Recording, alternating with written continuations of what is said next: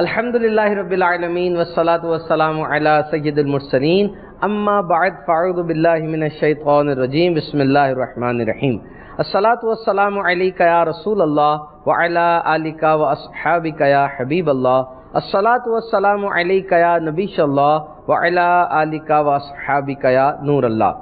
فرمان مصطفیٰ صلی اللہ تعالی علیہ وسلم، مجھ پر درود پڑھ کر اپنی مجالس کو آراستہ کرو کہ تمہارا درود پڑھنا بروز قیامت تمہارے لیے نور ہوگا۔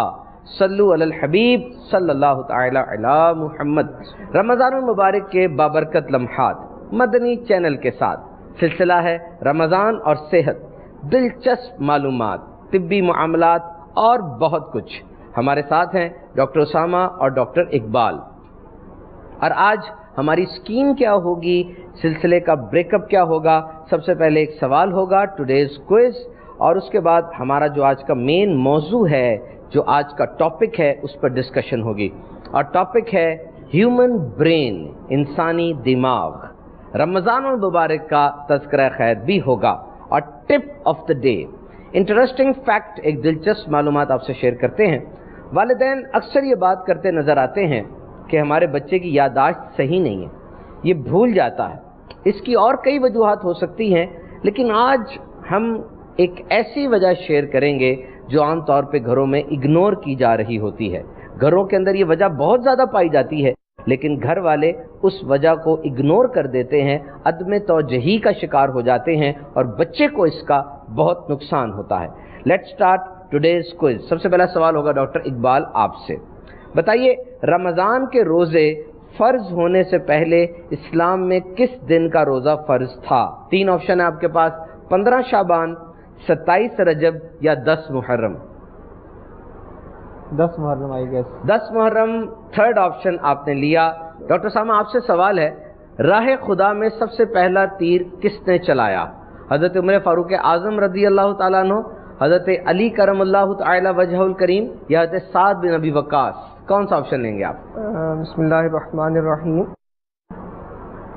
حضرت سعد بن ابی وقاص۔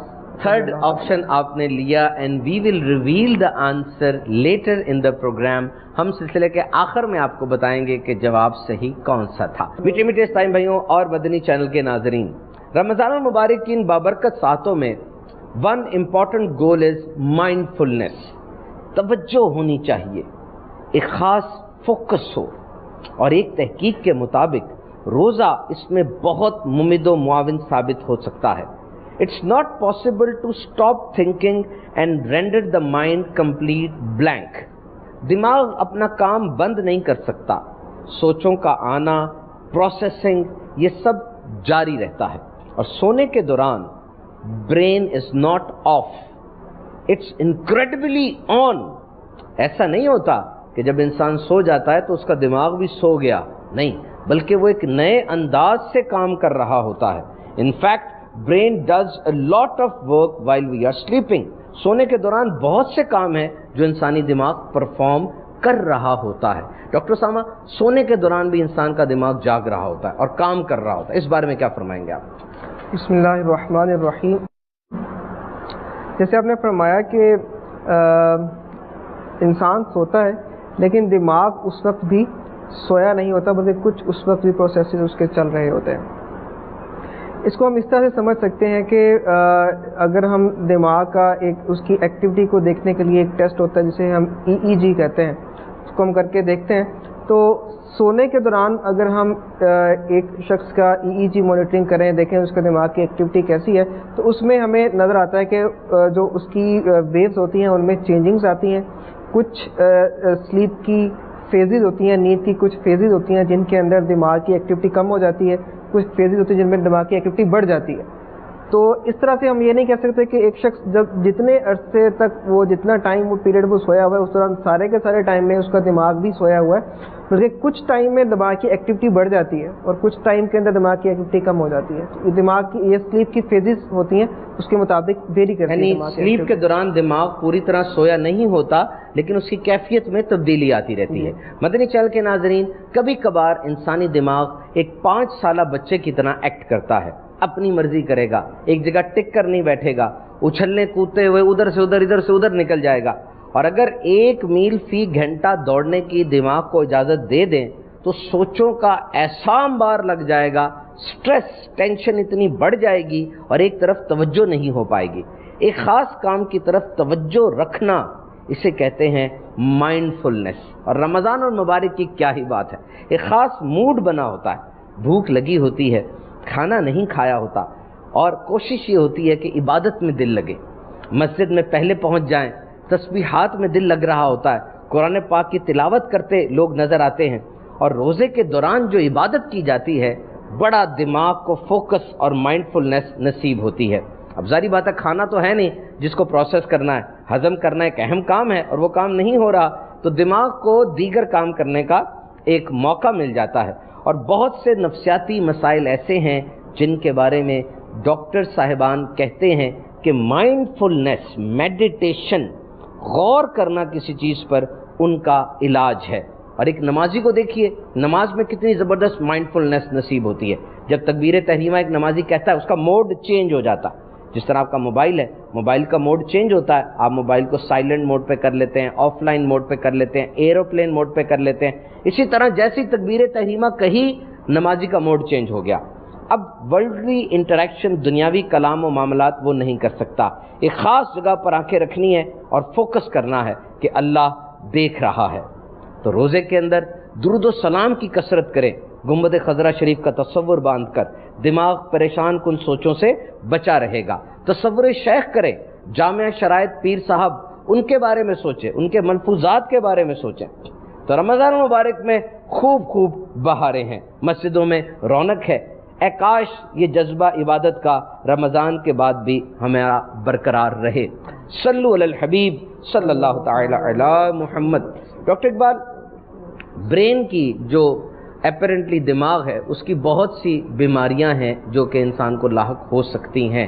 خاص طور پہ اگر کوئی ایکسیڈنٹ ہو جائے بائک کے اوپر یا کسی بھی طریقے سے دماغ پر چوٹ آتی ہے. اس حوالے سے آپ کچھ بتائیے، دماغ کی چوٹ کسے کہا جاتا ہے اور وہ کیا چیز ہوتی ہے؟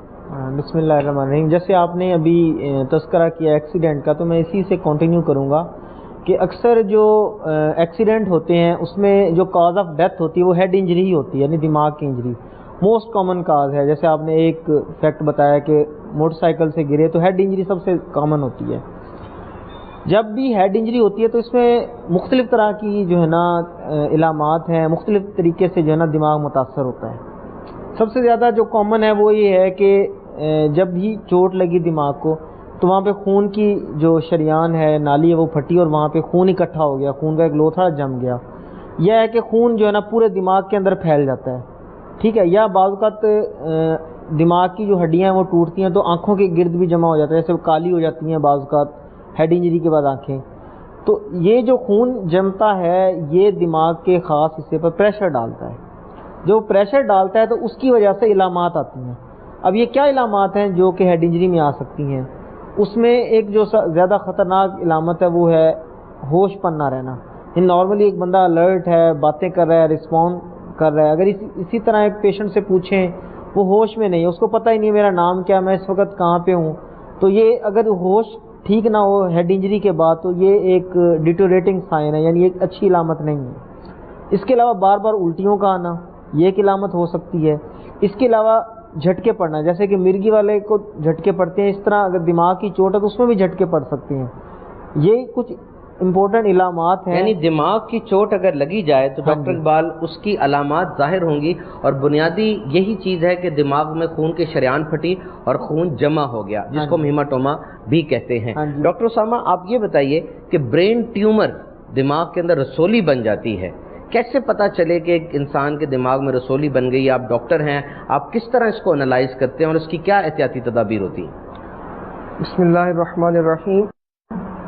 دماغ کے اندر بیسیکلی ٹیومر یا رسولی بنتی ہے تو اس کی مختلف علامات آ سکتی ہیں.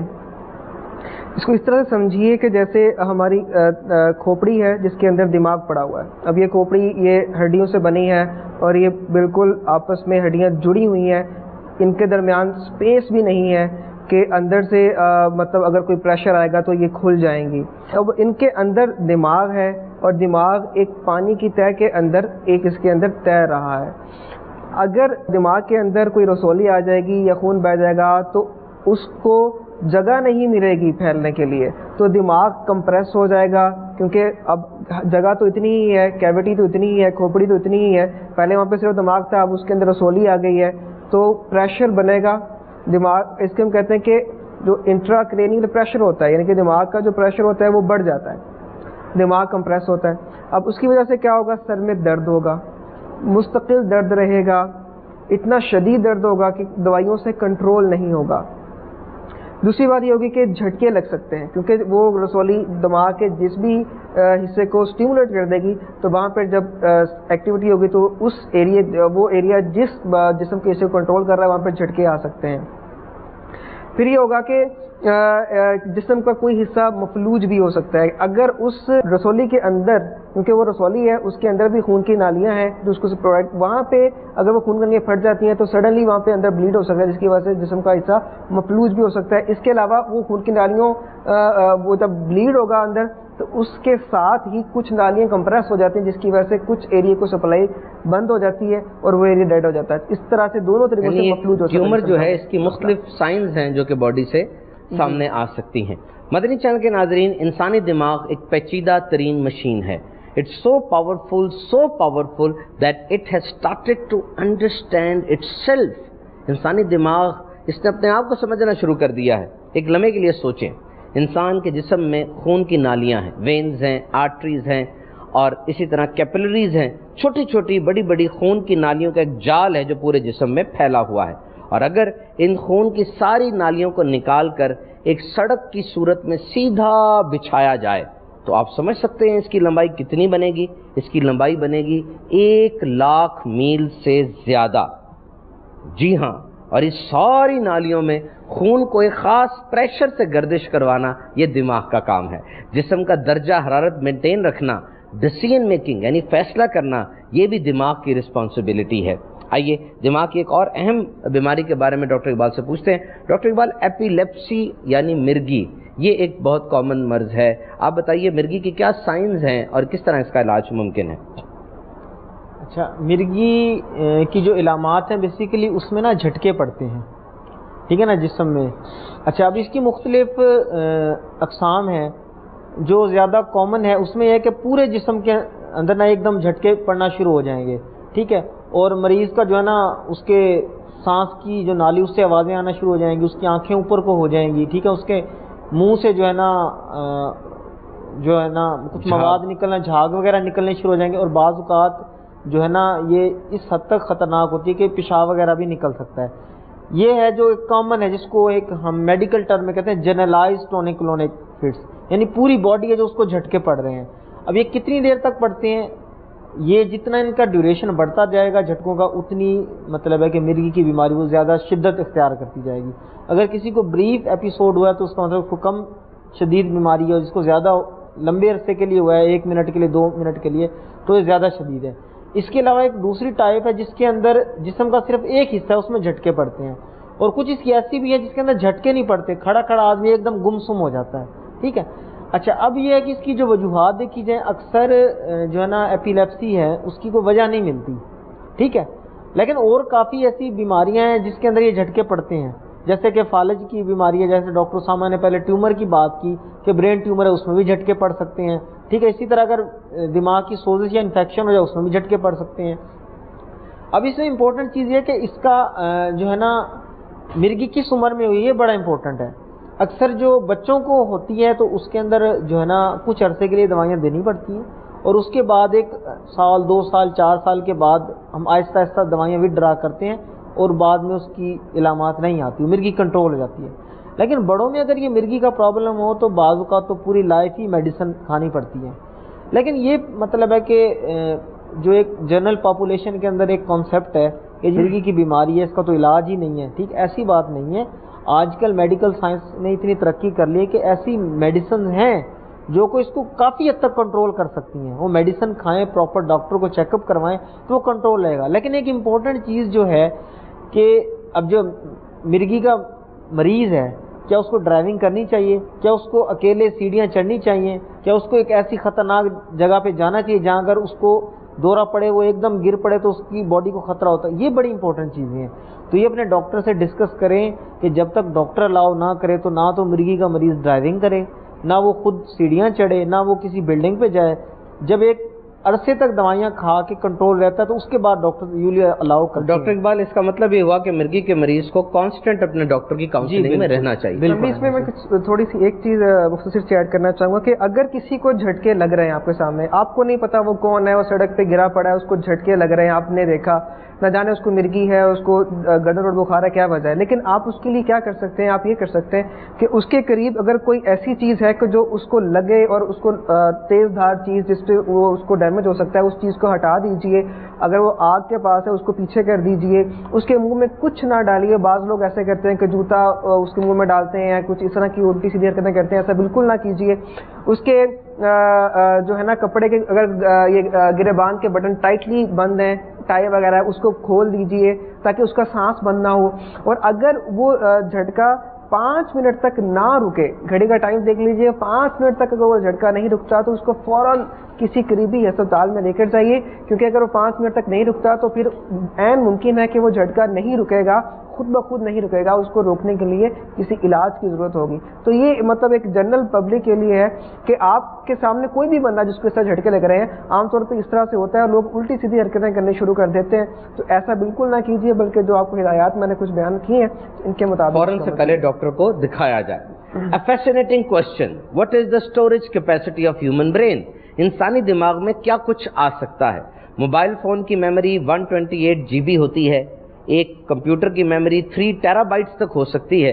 یوں سمجھیں کہ ایک گودام ہے اور اس گودام میں کتنی اناج کی بوریاں آ سکتی ہیں. اسی طرح ایک انسانی دماغ ہے اور یہ ایک سوچ ہے کہ انسانی دماغ میں کتنی انفارمیشن آ سکتی ہے. تو یہ نارتھ ویسٹرن یونیورسٹی کی ایک ریسرچ کے مطابق دماغ کی سٹوریج کیپیسٹی 2.5 پیٹا بائٹس، یعنی 300 سال تک ٹی وی چلتا رہے، جو کچھ اس میں آئے گا انسانی دماغ میں سما سکتا ہے. Fascinating and amazing. ڈاکٹر ساما، رمضان مبارک کا مہینہ جاری و ساری ہے. اب یہ انسانی دماغ کے حوالے سے جو رمضان کے اندر ہم کھانا نہیں کھاتے اور روزے کے دوران پانی نہیں پیتے، انسان کی دماغ کی اہم ترین ضرورت گلوکوز ہے. اور اس طرح رمضان کے موقع پر کون سی ایسی بے احتیاطیاں یا احتیاطیں کی جا سکتی ہیں جو انسانی دماغ کے لیے ضروری ہیں؟ سب سے پہلے میں کہنا چاہوں گا کہ رمضان مبارک کی ایک یہ بلیسنگ ہے، رحمت ہے کہ جب اس میں ہم فاسٹنگ کرتے ہیں اور اگر ہم غذائی بے احتیاطیاں نہ کریں، سحر اور افطار کے اندر احتیاط سے کام لیں، تو ہمارا جو کولیسٹرول کا لیول ہے وہ بھی نیچے آتا ہے. جو شوگر کے مریض ہیں ان کی شوگر بھی کنٹرول ہو جاتی ہے، بلڈ پریشر کے مریض ہیں ان کا بلڈ پریشر بھی کنٹرول آتا ہے. تو اس طرح سے جو دماغی جو بیماریاں ہیں جن میں ہم بیسیکلی جو سیریبرل واسکولر ڈیزیز ہے جس کو ہم اسٹروک کہتے ہیں، اس کی جو ہے نا وہ اس کے اندر کمی واقع ہوتی ہے. تو اس لیے ہمیں چاہیے کہ سحر اور افطار کے اندر جو تیز جو چکنائی والی چیزیں ان کا استعمال کم کریں، اور اس کے علاوہ جو ہے نا تیز مرچ مسالوں کا استعمال بھی کم کریں. نمک کا استعمال خاص طور پہ تیز مرچ مسالوں کے ساتھ جو نمک ہے اس کا استعمال کم کرنا ضروری ہے تاکہ بلڈ پریشر کنٹرول میں رہے، شوگر کا لیول اپنا کنٹرول میں رکھیں، اور اس کے لیے اپنے ڈاکٹر کی ہدایات پر عمل کریں. اس طرح سے دماغ کی بیماریوں سے جو ہے نا وہ بچنا ممکن رہے گا. دوسری بات یہ ہے کہ جو ہم نے جو شہر کے اندر جو کھانا ہے اس میں آپ کمپلیکس کاربوہائیڈریٹس جس کے اندر یہ ہماری جو گندم کا آٹا، وہ گندم کا آٹا جو آپ ایک گندم لے کر اس کو پسواتے ہیں تو وہ گندم کے آٹے سے بھی آپ نے کچھ سیپریٹ نہیں کیا، کوئی اس میں سے آپ نے دلیہ علیحدہ نہیں کیا، کچھ اس طرح سے. کیونکہ جو کمپنی سے آپ کو آٹا ملتا ہے اس میں سے انہوں نے سب کچھ سیپریٹ کر کے اور بالکل ایک ریفائنڈ جو ہے نا فلور آپ کو دیتے ہیں. تو اس کی بات نہیں کرا تو آپ ایک ہول جو فلور ہوتا ہے، یعنی کہ آپ گندم لیں اس کو پسوائیں، اس کے اندر سے کچھ آپ نے سیپریٹ نہیں کیا، وہ کمپلیکس کاربوہائیڈریٹ ہے. اس سے وہ اگر آپ استعمال کرتے ہیں، چاول آپ استعمال کرتے ہیں، تو اس کی جو ڈائجیشن ہے وہ ذرا تھوڑی سی ڈیلے ہوتی ہے ایز کمپیئر ٹو اگر آپ بالکل ریفائنڈ فلور دیتے ہیں. تو اس طرح سے باڈی کو گریجولی گلوکوز ملتا رہتا ہے اور دماغ کو جو ہے نا وہ گلوکوز کی مقدار وہ ملتی ہے. یعنی یہ جو آٹا بالکل خالص آٹا ہوا، گندم کو پیسا گیا اور جو آٹا نکلا، یہ زیادہ خالص ہوگا اور یہ کم، یعنی کچھ زیادہ دیر لگے گی اس کو ڈائجسٹ ہونے میں، اور اسی طرح دماغ کو گلوکوز ملتی رہے گی. یقیناً اگر روزے کو بالکل اسی انداز سے رکھا جائے، سحری افطاری میں کھانے کی احتیاطیں بھی کی جائیں اور تمام تر لوازمات کو پورا کیا جائے، تو ایک کیا، اس میں تو ان گنت برکتیں اور رحمتیں ہیں۔ آئیے اب ہیومن مائنڈ کے حوالے سے کچھ ڈسکشن کرتے ہیں۔ Now there are two words, brain and mind. اس میں فرق کیا ہے؟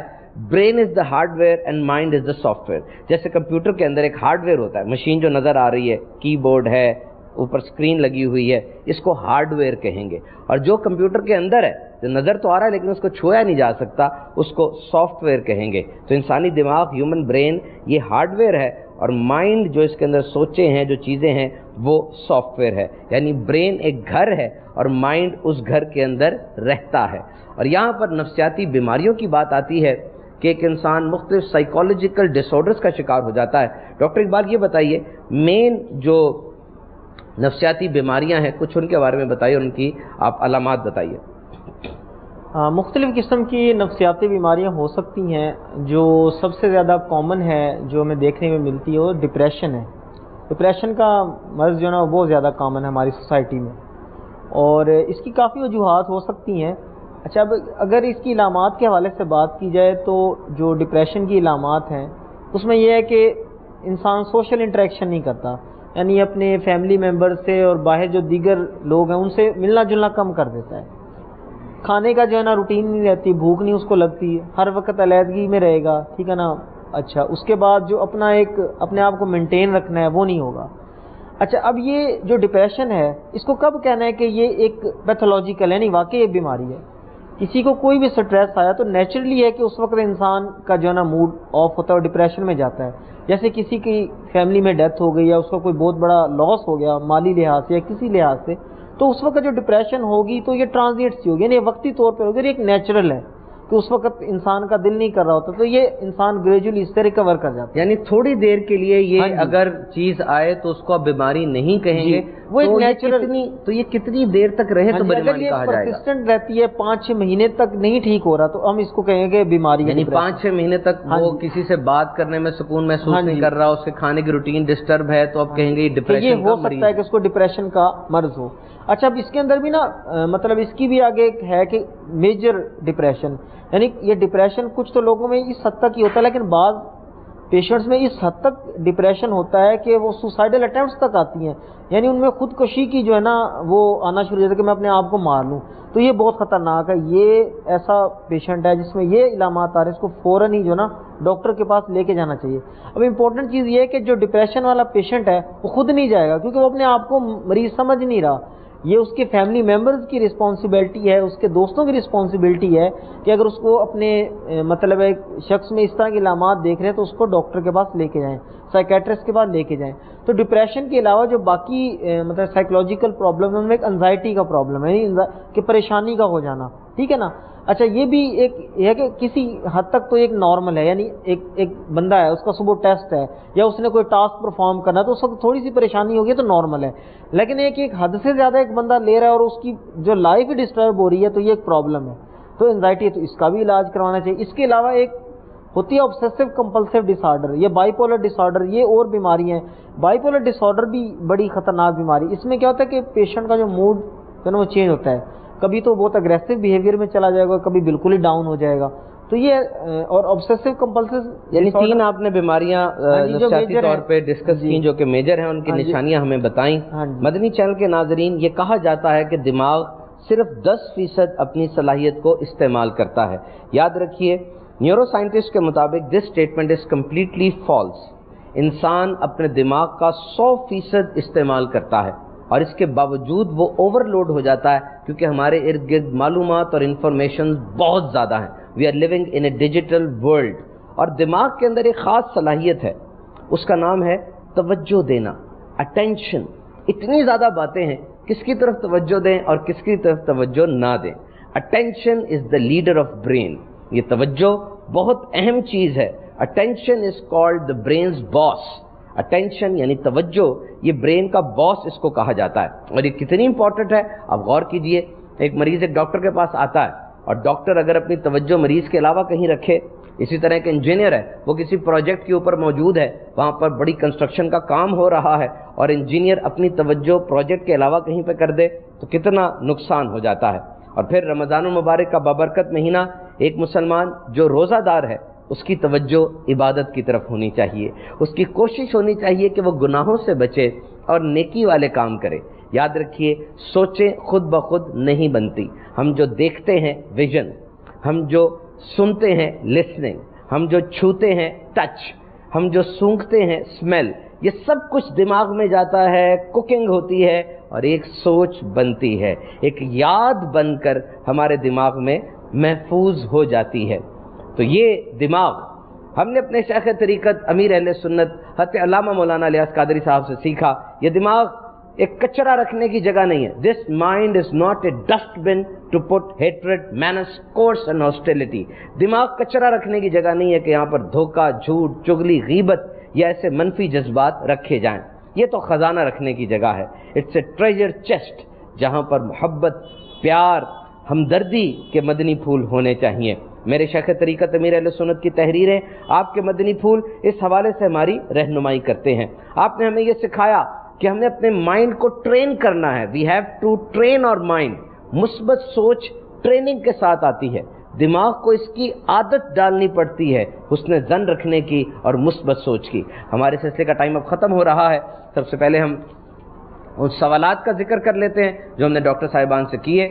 آپ سے سوال کیا گیا تھا رمضان کے روزے فرض ہونے سے پہلے اسلام میں کس دن کا روزہ فرض تھا؟ آپ نے فرمایا تھا 10 محرم، اور آپ کا جواب بالکل درست ہے کہ اسلام میں پہلے عاشورہ یعنی 10 محرم الحرام کا روزہ فرض تھا، پھر رمضان شریف کے روزوں کے بعد اس روزے کی فرضیت منسوخ ہو گئی۔